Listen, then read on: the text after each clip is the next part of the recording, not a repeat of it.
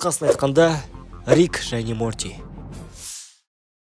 Бүгін әдеттегідей уақытымды тиімді пайдаланып жаттым. Себебі адам өзін дамытып жүру керек. Ажымайын жасадым, пресс жасадым, ауа жұттым, су іштім, банан жедім. Әрі қарай бизнес-план құра бастадым. Бірақ әрине ол мен туралы емес. Мен ғарыштағы саяхат жайлы сериалдар қарап уақыт өткізгенді жақсы көремін. Ал ғарышқа жасап түрлі планеталарды көру ол менің бала кезімнен арманым.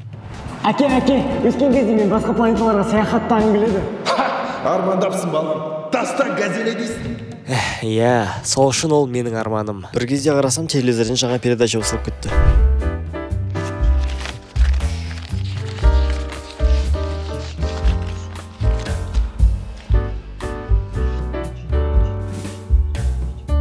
Көбісіңіз ойлауы мүмкін, мен қазір босқа отырып жатырмын деп. Бірақ жоқ.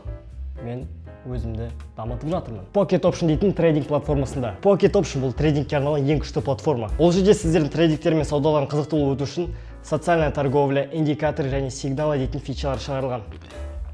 Ал регистрация жасау тіпті оңай. Жай ғана e-mail, пароль и менің промокодын жазсаңыз да болады. Мен промокодын жайлы айта кететін болсақ, сіздердің алғашқы депозиттеріңе 100% бонус беретін болады. Ол жақта 24-ке жеті служба поддержка жасайды, көптеген турнирлар және де розыгрыштар социальный сетте өткізетін болады. А ол не деген? Сіздердің уақыттарын қызықсыз өтпейді деген сөз. 130-дан көп активтер бұл дейтін сіздің көп пайда таба алатыныңызды білдіреді. Және де көбіңіз білетін биткоин сол Pocket Optionға уже енгізілген. Надеюсь, сіздер барлығыңыз түсіндіңіздер. Мен айтқанымды түсінсеңіз, видеоның астына сілтемеден өтіп, менің промокодымды жазыңдар. Бұл промокод сіздердің депозиттеріңізге алғашқы 100% бонус береді. Ал сәттілік. Мен кеттім, тағы да ақша тауып беремін. Все, шештім. Қалай болса да арманымды орындаймын. Так, ол үшін маған Риктікіне портальная пушка керек. Ютубтан оны қалай жасайтын туториал іздеу керек болды. Біраздан кейін Ютубтан маған керек туториалды таптым. Привет. Сейчас я покажу тебе, как сделать рычаг, гаечный ключ, воронка, бронзовая...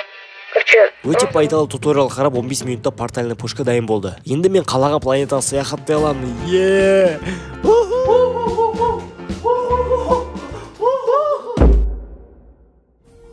Рик, мен мектепке бартастас, тұр. Мен қой тұрдым. Біріншіден мынау және неше мені ата деп жатыр. Екіншіден неше мен қартайып кеттім. Қалтамда бірден жатты. О, сушня. Не сушня емес екен. Жаңа балам қалтаңнан бірден түсіріп алдым деп портальный пушкамды қайтарды. Балам мектепке тез апаршы деп қасап қоймағанына жаңа пушканы сені ата салдым. Портал ашылды. Мен балаға атын кім деп сұрадым. Ол Мортибектің деді. Онда ат кім шығарып жүр деп сұрадым. Ол маған сен деді. Мен Мортибекті қолынан ұстап порталға кірдім. Мектеп алдынан шықтық. Мен отырдым. Мортибек рахмет деп мектепке бара жатты. Мен оны тоқтаттым. Ол не болды деді. Мен оған басқа планетаға саяхаттағың келе ме деп сұрадым. Ол маған қойып пи*** деді. Мен оған мықты аргумент айттым. 20 минуттық саяхат Мортибек, кіреміз де шығамыз, болды. Кеттік. Мен сериалда көрген планетаны ойлап портал аштым. Порталға кіргенде таңға жүріп табиғатты тамашаладық. Алматыға ұқсайды екен, е? Қоңаш Мортибек. Бұл планета біздің планетамызға ұқсайды екен. Бұл жерде тіршілік ететіндер адамдарға ұқсас екен. Біз сияқты киінетін, біздің тілде сөйлейтін. Бармай мен ояққа, не істемеймін бар. Иә, және де дәл біздікіндей өсімдіктер болды. Мортибек екеуміз жаяу жүріп шаршап кеттік. Сондықтан жүгірдік. Олай одан сайын шаршап кеттік. Мен сериалды есіме түсірдім. Риктің кез келген көлік ақша алатын құралы бар болғаны есіме түсті. Және де ол біреудің көлігін қанша ұрласа да жауапкершілігінен тартылмайды деді. Мен тем бойлы басқа планетада жүрмін. Халатынан қалтасын ақтарсам түрлі заттар бар екен.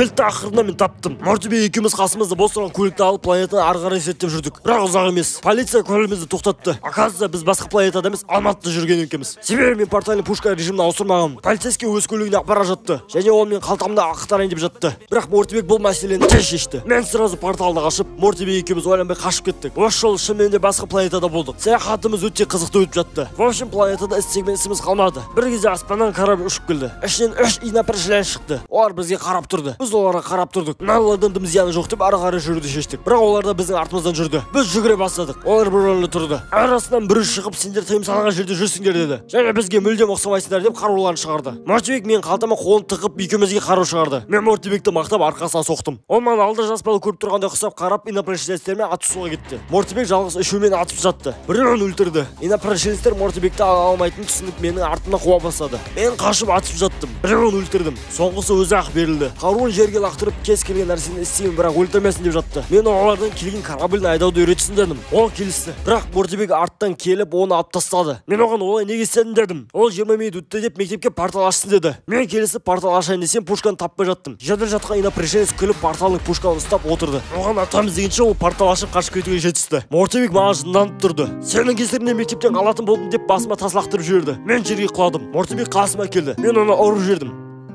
Көзім ағара бастады.